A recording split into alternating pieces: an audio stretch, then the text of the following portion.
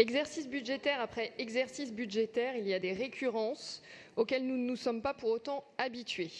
Et puis année préélectorale oblige, quelques nouveautés.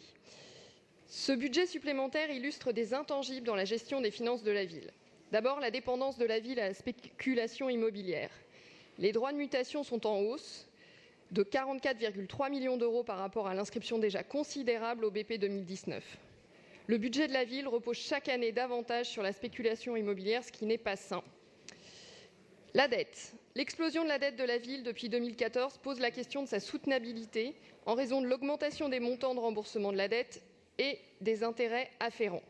C'est votre ancienne conseillère budgétaire qui, il y a 6 mois, tirait la sonnette d'alarme. Et ses prévisions se révèlent malheureusement justes. L'affirmation d'une tendance très dangereuse pour les finances de la ville qui obère sa capacité d'action à venir. Le retard pris dans le déploiement du plan d'investissement de la mandature. Comme on pouvait s'y attendre, le PIM ne sera pas atteint.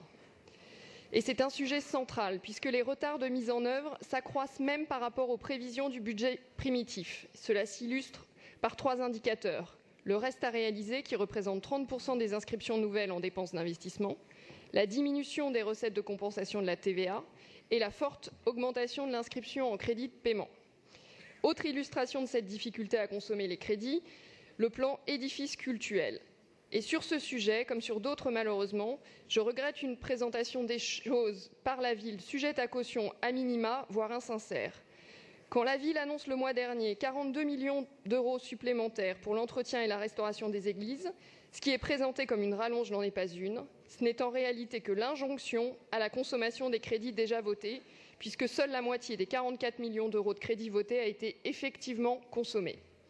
Et puis en cette année préélectorale, ce budget supplémentaire annonce les échéances à venir. C'est le cas de la prise en compte de la gratuité des transports en faveur des jeunes Parisiens. J'avais déjà eu l'occasion de le dire, la communication de la ville sur le coût de cette mesure fut marquée par un grand flou, pour ne pas dire plus. D'abord annoncé pour un coût de 15 millions d'euros par les services de la ville au moment de sa présentation, puis voté dans son principe sans même que son coût n'ait été annoncé. On apprend aujourd'hui que cela coûtera 50 millions d'euros à minima. Donc parce que ce budget supplémentaire est le reflet d'un manque d'efficacité dans la dépense et d'un décalage entre les annonces et la réalité, et qu'il illustre des finances profondément dégradées qui obèrent ses capacités d'action à venir, nous voterons contre. Je vous remercie.